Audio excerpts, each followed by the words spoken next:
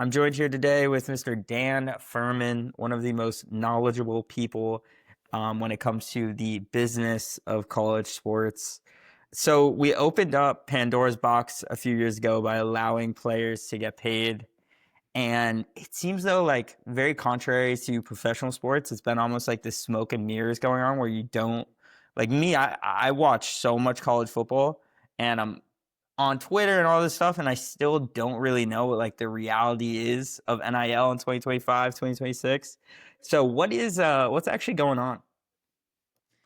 It is it's a lot more mature than you might think, right? So over the last few years there's been a lot of gray area, and that's, in my opinion, a lot of it is because there hasn't been a ton of clear rules emulated or set out to the schools in the NCAA, right? Like everyone has kind of been walking on eggshells a little bit. Right.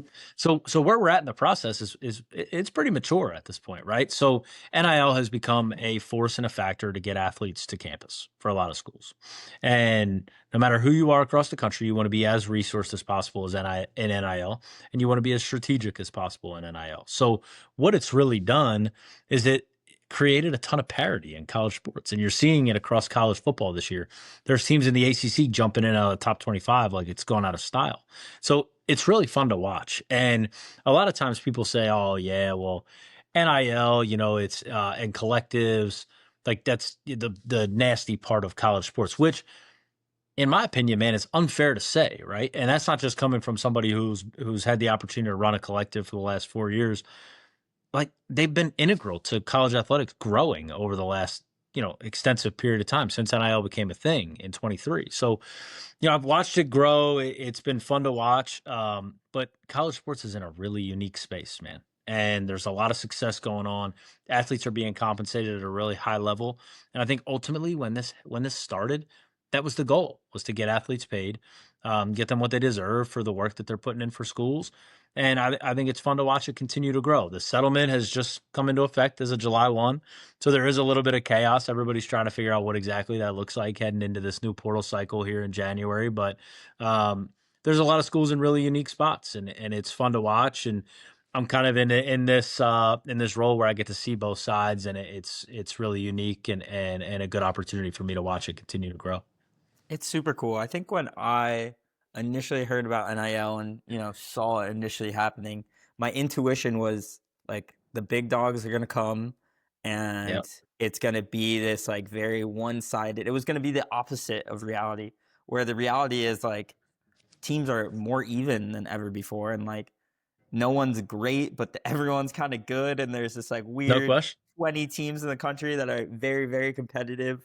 I think it's I why did that happen? Like what is it that caused this unexpected parity going on? That's a great question. And while there's a lot of schools who are able to spend well north of the 20.5 million, right? The cap, Okay. there's schools able to spend 30, 40-ish million. There's a lot of schools who are doing an unbelievable job from a data and analytics, a recruiting and evaluation standpoint, who are kind of playing the Moneyball approach, right? And you see a lot of schools who have just dove in and said, "Hey, man, we're going to do what we can, but every dollar we spend, we're going to spend it smart," right? So, I think that's been unique for college sports, and there's so many teams, right? That's the biggest thing about college football is there are teams all over the place. Where the NBA, you have a limited amount of teams. Major League Baseball, there's a limited amount of teams. The NFL has a limited amount of teams. In college, it's double. So there's so much more competition in the market, which in my opinion, now that there's 20 and a half at every school, has basically it's injected 20.5 million into the ecosystem for every school in the country. So teams can now keep their best players. They're going to negotiate to keep them on campus. They're going to pay them a little more to make sure that they play on their roster. They're able to go out and add chess pieces as we get a little closer to the season. So it's been fun to watch. It's really unique. You don't see it a lot in pro sports, how quickly rosters turn over. But you're seeing it in all these coaches buyouts, right? These schools are buying out coaches at the rate that they are because they see these teams able to flip it in year one. And they Right. see the ability for teams to go get players out of the portal and combine it with retaining high level talent on their roster. and it just takes a little bit of cash, man. You don't necessarily need to spend like the big dogs to do it. And there's different ideologies in each direction. Some teams pay 90 guys, some teams pay 49 guys, 50 guys. And to me, that's the beauty of it is everybody is in a different situation with different resources. And it truly gets to the bottom of who can coach, who the best coaches and the best coaching staffs in the country are, who the best players are, right, across the board, and what front office staffs put them in position that they're in. And so you mentioned that there's like this 20.5 million dollar salary cap. Like, why is it then is like a team like Texas Tech or Miami that they get so much eyeballs on? They're like, oh, they have the most expensive roster in college football. Like, what is Sure. going on there if there is this salary cap, but there's also that aspect of it? Yeah, it's a great question. And right now, the reason that you're able to do that is because the cap didn't go into place until July 1. So nothing was effective till July 1. And anything paid out before that July 1 date or before the settlement was passed was considered front loading. So there are some schools out there who did have the liquid cash, the donors to be able to do it, to pay out their whole roster before that even happened, which to me, I get it, but that's insane, man. Like being able to put out that much money ahead of time is truly something. And most schools probably were not in that situation, if I had to guess. So a lot of Yeah, schools that's are already starting to fascinating. plan and structure their cap services around next year's roster. So you're going to see some schools, you're going to see Miami, you're going to see Texas Tech, you're going to see Oregon, Ohio State, some of the big dogs, right, who continue to just bump the numbers and skew the market a little bit. But for the schools who are extremely successful, schools that are in that top 25 range that are competing for conference championships and then need a spot in the playoff to go prove themselves that they can go compete with anybody in the country, they're going to be really strategic about the money that they're spending. And you can see that in a lot of in my opinion, teams 12 through 25. They're Mm. right there. You look at Louisville, you look at Virginia, you look at some of the schools that are having a ton of success. It's just a matter of time until they break through, get to the playoff, and show that they can compete with anybody. Because at the end of the day, they have the same facilities, they have the same resources, they're putting the same type of athlete on the field. You may just see deeper rosters, more backload, more stockpiled talent at some of those schools spending insane amounts from roster to roster, year to year. It's crazy. And so, with that said, like I could very well see a scenario without the salary cap where you would have these like new superpowers emerge, like a Texas Tech, somebody who has like a ton of money that traditionally wasn't like a great football program.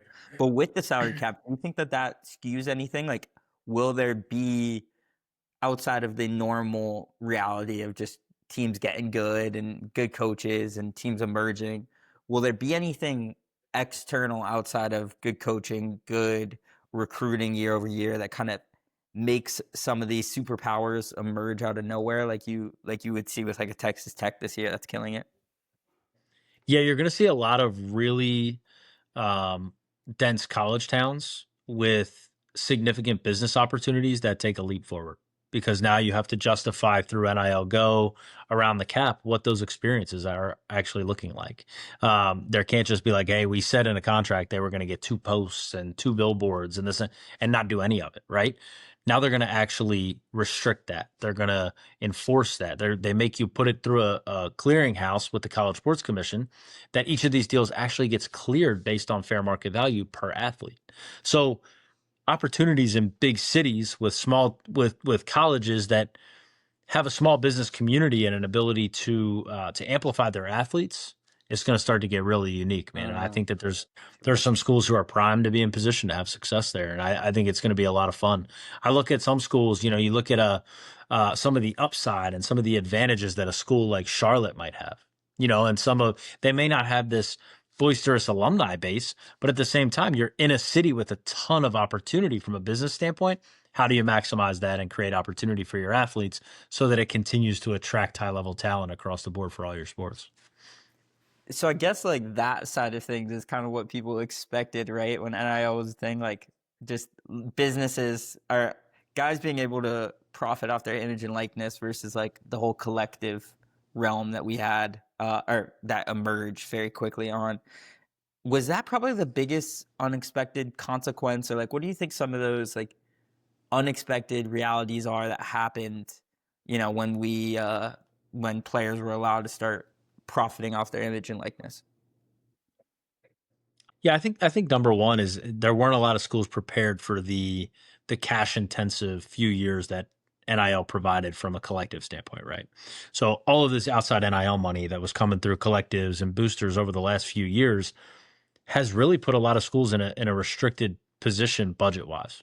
So schools that were trying to hit budgets, 140, 180 million dollar budgets, it's been really difficult financially to make that work when you were finding a way to move, 10 to 15 million dollars outside of your university budget so that your collectives were able to pay for some of your athletes to actually come to campus and perform, right? So it's been a challenge, and I think a lot of schools are now going through that, the backlash of that. Um, and on top of that, you throw another 20.5 million in that every school has to now go find at the Power Four level, to extract, especially to be competitive. So there's a lot of tightening the belt going on around college athletics. And to me, it's been so interesting to watch knowing that some of that's happening because we're paying insane buyouts in college sports, in college football, especially. And it just goes to show you that college football programs will come up with the money if that means they're going to win. Because the financial upside, the opportunity there, if you do win year in, year out for your brand, for your university from a marketing standpoint, you can't buy it. It's literally, it's not a tangible, you can't go out and buy it from an ad agency. So it's extremely important to keep that in mind as you continue to watch college football and how the next 6 weeks progresses and coaches positions begin to fill. And we see even more buyouts come into the equation, because college sports, man, it is a cash heavy business. And there's so many opportunities out there for football programs to continue to compete and earn at a really high level. They're not just winning to win. Like they're winning to earn and continue to set themselves up financially. And to be honest, in a lot of places, it's the only way to get out of some of the debt that they're dealing with. Yeah, I mean, it's crazy. I think, like, you see almost every big program that's struggling this year in talks or already has fired their coach. And it's like, and it seems like it's the leash is becoming tighter and tighter on, like, just because I guess, like you were saying before, you can turn around a program so quickly now. Do you think it's wise, like Penn State, and fire your coach on such a tight leash like that, or is that something that, like, doesn't really make sense because who's going to coach all these teams? But I'm gonna start by saying this. I'm in the opposite camp of a lot of that, right? I'm a big believer in continuity wins championships. And the situation that we're in, I get it. There are a lot of different fan bases, a lot of different opinions. Um, a lot of times starting over and starting from scratch is a lot harder than people might think, and it takes a lot longer than people might think. I've seen some interviews that, hey, we're either going to lose money on the field and within our program, or we're going to lose money through a buyout. I don't necessarily agree with that, because at the same time, there's a certain floor that coaches at different programs set for the program for the program financially. And to me, if you can find coaches that do that, they set high upside and set a floor for the financial projections of the program.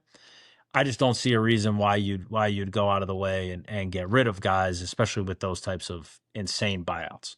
I'm a big believer in program guys that continue to build a culture, guys that invest in the community and want to go win at a really high level. And I think that you're seeing coaches that are having a ton of success doing that right now, ingraining themselves in the community. Some of those SEC programs have guys that have been around quite some time now, and they're hitting their stride. They're all hitting their stride. So it takes time. It doesn't happen overnight, and college football takes continuity to win and get recruiting classes in there and build out a roster that plays the style that those coaches are looking at. So it's not always as straightforward as we're going to fire this guy, bring a new guy in, and we're going to have success right away. The grass isn't always greener, and I'm a big believer in, man, like, there's a lot of good coaches getting fired right now. Yeah, And I think that there's a spot for them somewhere in the game, and they're not done yet. That's for sure. no doubt about that. So do you think that, with that said, that the coaching firings is one of the biggest problems with this new world of college football? Like, what do you think some of those biggest problems that have emerged in these past few years? I try not to get into bringing up a bunch of problems without solutions, and right now it's really hard to come up with a ton of solutions as things continue to change. But one of the biggest risks to college sports right now is it needs young ideas. Like it needs fresh ideas, something new that's going to bring a landscape to the table in college sports that flips it on its head a little bit, right? We've had these we keep hearing the same same talk track over and over of, the athletes. We want to know what they're getting paid, and we need order to the court. And this guy's jumping in the portal, and this guy's doing that. Well, do you have any? We got to make sure we're saying that with context to it. Why are they hitting the portal? Are there no opportunities? Are they just going to get another bag? Are they going to get paid more money? There's actual reasons why every athlete hits the portal, right? And if one school can't pay them as much as another, like, and it's a significant amount of money, are we in any job in America? All of us are agreeing that it is okay to go do that, but in college football, it's not, right? So those things are going to continue to become, in my opinion, a detriment to college sports. The more that talk track keeps coming up, we need to adjust to the new way, man. Like it ain't going anywhere. So let's all find creative ways to put our universities, to put our athletes, to put our conferences in a really unique spot to grow and prosper moving forward.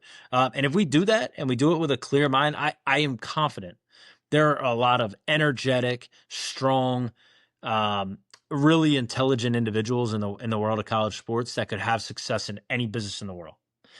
If those heads come together and figure this thing out, I can guarantee you college sports is going to be an incredible place and have a bright future over the next 10 years because it needs to happen.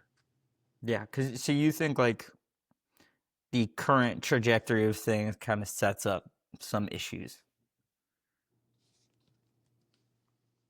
Um, at times, I mean, I wouldn't say it necessarily sets up some issues. I think that there's everybody in the country right now is just uncertain, right? Yeah. So there's a lot of uncertainty, and anytime there's uncertainty, a lot of times people just act on their own. So I think as the College Sports Commission continues to get settled in and they continue to get more and more progressive and aggressive from an enforcement standpoint, we'll get more and more structured. And I think it's just going to take them time. But it's it's gonna take a second, and like any startup business, which is essentially what they are, they've got to get their feet on the ground and really operate at a high level. But they're bringing the right people in, and I think things are treading in the right direction. It's just a matter of putting it all in motion and making sure that it's efficient. One thing I've been chewing on that I kind of just started to realize now since basketball season's heating up. But then I was thinking about it from like the quarterback position as well, and I'm sure there's a few other positions like kicker and punter and all this stuff that it applies to as well, where you almost see like in some ways like the death of the freshman or like in college basketball, there's it's since roster sizes are so small, it seems like it doesn't really make much sense to recruit freshmen anymore.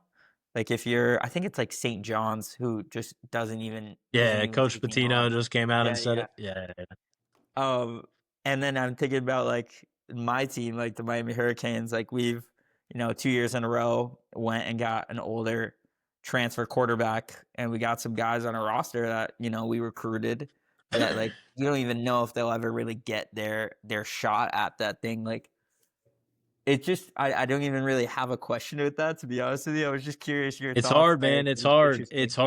It's hard for high school athletes right now. It really is um, because of the amounts of money that a lot of them are costing to get on campus. The expectation is that they perform right away.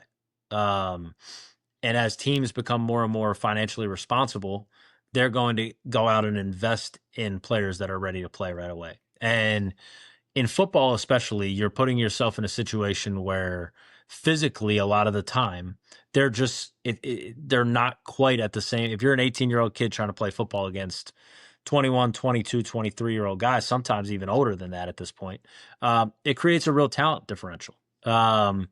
It's not that they're not as good as somebody else was as a freshman or a sophomore. It's that at that current point in time, the Miami Hurricanes or even the Oklahoma Sooners, they've got to win right now. If you're putting that kind of money into your roster, you got to win right now. There's no buffer, there's no development period. So they want guys who are going to be able to play right away and are going to have the ability to go perform.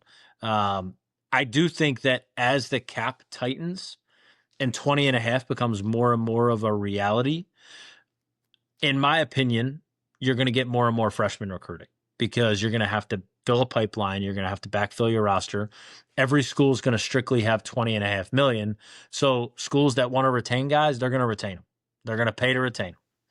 Schools that bring in freshmen and develop them the best and keep them in the pipeline and keep their costs down, because the cost of retention is always in college football, at least right now, seems to be a lot cheaper than the cost of acquisition. So if you're retaining players and keeping them in a good spot within your program, you're going to be able to go out and get transfer guys that can impact you because you have a really solid core of players who grow inside the program. So it's going to be interesting to see what the next couple of years look like and how tight the cap gets and how it's enforced, and if we actually can run this thing like a big business. But it's going to be really intriguing to watch that trend flip again, because I think it went full portal and teams wanted older guys and they wanted to go perform with portal guys. I think it's going to shift back a little bit, where you're going to have to develop freshmen. You're going to have to bring them in your program, show them what it's all about, and get them ready to play sooner than later, because it's going to be the most cost efficient way to do it. That 20.5 million, is that all sports? 20.5 million is all sports, yes. But a Okay. lot of, what we're hearing, right, is you're hearing a lot of football is going to be roughly 20 and a half for this year, if not more, for the most competitive programs in the country, right? So, where does that leave basketball? Where does it leave baseball, volleyball, women's basketball? Like it's a really unique time to be in college sports. And I think that schools that find ways to go above and beyond the cap with unique marketing opportunities and ways that they can engage their fans and brands in their local area, they're going to have opportunities to continue to win. It's very cool. Yeah, I think it seems like the cap will almost bring things a little bit more full circle. Does that Yeah. does that seem accurate? I do. It's so funny because as somebody that's in it every day, I feel like it's getting more and more like it was when NIL first started, because you have to go find true deals. You have to go find real opportunities for them and brand it the right way and then sell it to your athletes on how you're going to do it. And that's what it looked like in the beginning, right? You have to figure out which programs are actually going to be able to effectively do that. And whether you're an agent and you're with one of your athletes on a meeting, understanding what that program's going to do for you and how they're going to promote you and how they're going to pair you with local brands that fit your vision for yourself in the community. That's one way you got to look at it, right? Or you could be on the GM side. You could be on the football front office side. What is that going to look like? How are you going to pitch it to athletes? How are you going to tell them how you're going to take care of them and present opportunities above the cap for them to partner with brands like Legends or clothing brands or Buff City soaps? Like, what does that look like? And how are you going to make sure that when that athlete does the deal, you're able to get them the cash from the deal? So there's a lot of different ways to skin the cat right now, and I think that everybody's trying to figure out what's next. It's not gonna happen overnight. I think we're still, in my opinion, we're still 3 or 4 months out from really understanding what it looks like, because we're going to go through this first portal cycle with football in January, and agents, front office personnel, coaches, athletes. These are some of the most business savvy people in the world. They're going to figure this thing out, and there's going to be a lot of opportunities for athletes in the next couple of years. So I think that's one positive thing about college sports, and I'm excited to continue watching that grow. No doubt about that. So what is your current role with Louisville?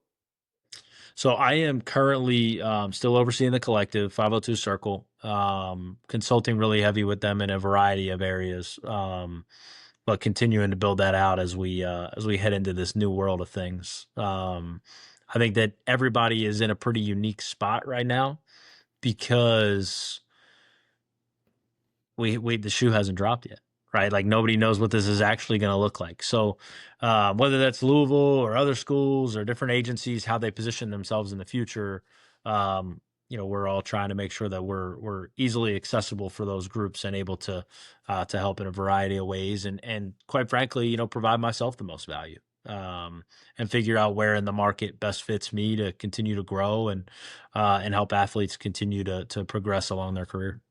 Yeah, I mean, it's so fascinating. It's like It's moving fast too. Like it's that's moving that's the crazy fast, thing. dude.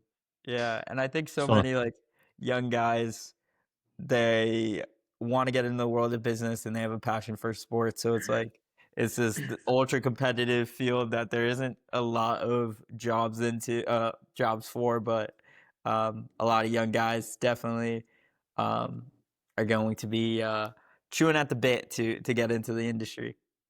Sure, no question. And I put out a piece of content the other day. It's a really unique time, man. If you're going to get into college sports and you want to work in sports, there is no job that you're bigger than. Like, get into college sports, find a way to get in, whether that's in facilities, whether that's in compliance, whether it's in fundraising, and cut your teeth. Figure it out. It's not going to be your last stop along the way. I started working in fundraising. Now I'm in fundraising and player personnel and agent relations and you name it, across the board, doing a little bit of everything. But it's a super unique time in college athletics. And if you want to be a part of it, man, take any opportunity you can get. How'd you end up getting into all that stuff? So I was a student athlete at Pittsburgh, played baseball in undergrad. I was a relatively bad baseball player most days that I was there. You and me And when both, bro. when I was a junior, I sat in on a presentation. A guy by the name of Julio Freire, who was the deputy AD at Pitt at the time for external affairs. So he was handling, overseeing all their fundraising, was giving a presentation. I was the president of the student athlete advisory committee. So like, I'm in this room I had no business being in, with a bunch of like senior administrators and university officials. And they're talking about how it was costing the university, before a scholarship, roughly $72,000 per student athlete to give them that student athlete experience, and that's nutrition, that's travel, that's coaching, whatever, gear, apparel, whatever that might be, across the board. Every kid, they're spending $72,000 a year, and I'm like sitting there, I'm like, dude, that's a big number. Like $72,000 on me right now. Like I haven't even thrown a pitch this year, man. Like, and I'm hurt again. So I'm sitting there and I'm like, how could I get into an industry where I'm able to provide that experience back, work with donors, work with administrators to provide the best college experience you possibly can for student athletes across the country. And I sat down with Dan Bartholomew and Scott Barnes, Dan was another deputy AD at the time for internal affairs, who is still a great friend of mine. He's the AD at Western Michigan, and Scott Barnes, who's the AD at Oregon State now. And Scott, may or may not remember this, but he walks in full Jordan jumpsuit, Pitt basketball, like looking like $1 million. And I'm like, dude, this job's sick. The Pitt skylines in the background. I'm like, yeah, this is what I want to do with my life. So they set me up with the ACC to get an internship and go through that process, and wound up working for Chris Pierce, who's a super successful administrator in the business at USF. And she taught me so much about college sports that honestly, like, there were probably times where she wanted to kill me because I was like, well, what about this? How does this work? How does that work? And I just kept asking questions, asking questions. Took a chance on myself and moved to Greensboro, North Carolina by myself when I graduated from school, and lived there for about 13 months and hacked it up, and had a one bedroom apartment with a TV and a recliner, and it was a blast. One of the best years of my life. Learned a lot about myself and what I wanted to do in the space, and wanted to work in college sports. And Vince Tyre, Michael Dudas, those guys at Louisville at the time took a chance on me. My first day of work at Louisville, I pulled onto Floyd Street, and as I was driving past the football stadium, they were pulling the Papa John's logo off the side of the stadium, and it had just, Louisville was going through a really unique time. And since then, man, it's been all up. Like, there's been some times where there's been some, maybe there's been some hesitation around the growth as a brand and our success on and off the court, on and off the field. But man, I feel like we built something really cool over the last 8 or 9 years, and it's been so fun to watch. You've got basketball, who has a team that should have a chance to win a national championship. Football's in position to continue to compete for playoff spots and national championships. And it's been really cool to see. Baseball just came off a run to the Final Four of the Baseball World Series. Women's basketball is as competitive as they've been, and and volleyball lost in the national championship last year. So Louisville sports, it's been really fun to watch it grow, and our AD Josh has done an unbelievable job of putting this place back on the map. And to be honest, I don't think they're slowing down anytime soon. It's a juggernaut, so it's going to be a lot of fun to watch, especially as college athletics continues to change because they're young, they're entrepreneurial, they're trying different things, and they're going to be on the cutting edge of whatever's next in NIL. Yeah, I mean, dude, it's crazy. I That was a don't really like long all answer for you. I don't like all the sounds of that. I don't like thinking here in Louisville is going to be good going forward. You're a That is Miami guy, bad right? news for Hurricanes me. guy. But Hurricanes guy. I gotta get Chris Bell out of there. You guys gotta get him to the draft or He's a something. stud, man. That dude's Yeah, different. He's different. Him and Lacey are different. Miller did a crazy. great job that night. It was a fun game. I was there. I had some family with me. It was a lot of fun. That is awesome. Yeah. And so, I mean, one thing I'm very curious about right now is like, you see this Big Ten, SEC, and then it seems like the direction everything's heading in is like all the big schools want to be in one of those two conferences. And it's seeming Sure. like the Big 12. I mean, we already seen like the death of the Pac-12. Um, do you think that's a direction like things are heading in? Like, do you think the ACC and Big 12 are in some trouble here? Like, what does that look like? Is it just two super conferences? Like, what's going on with that? I think that's the way everybody's push. I think that's the way everybody's pushing it. But to be honest, I think that the ACC and the Big 12 are both in really strong positions as well. I think the ACC is in a stronger position than a lot of people give them credit for, and I think that the Big 12 is in a really good spot. So there's a lot of good football and men's basketball programs in both those leagues, and I think that it feels like every Saturday they get completely overlooked, but there's a lot of really competitive football happening, and to be totally honest, the more money that those schools put into it, the more savvy they get with NIL, the more creative they get with revenue sharing, the more that those conferences are going to be continuing to be on the forefront, and ultimately, like I love what the Americans been doing. I think those guys have done an unbelievable job. I think Pernetti's been a great leader for them, and I think that they're just getting started. There's some schools in that conference that, in my opinion, are sleeping giants based on location. And I mentioned that earlier, but it really is. It's the truth. And I think it's going to be fun to watch them continue to grow, see what they shape up as over the next few years, because there's some schools in that league that really want to take the next step and compete at the highest level. And I think that the conference itself is growing to support that. Yeah, I mean, I think the level of competition that you've seen, like this year especially, in like the Big 12 and the ACC, and just the madness of it. I mean, it makes me want to pull my hair out as a Miami fan, but in the sense of No just like question. the quality of everything in terms of the enjoyment of watching the sport. It's been cool to see. It's awesome, man. It's awesome. It's No rolling doubt. right now. That is for sure. Well, Dan, I appreciate you coming on the show. Is there anything that we didn't discuss that we would be remiss if we didn't cover when it comes to all of this, the business of college sports? I think we're good, man. I think it was great. I appreciate you having me on, and if you need anything from me, always feel free to reach out. And we appreciate it. It's good stuff. Make sure it all looks pretty for me. Yes, sir. Will do. Appreciate you. All right, man. Take it easy. We'll talk to you.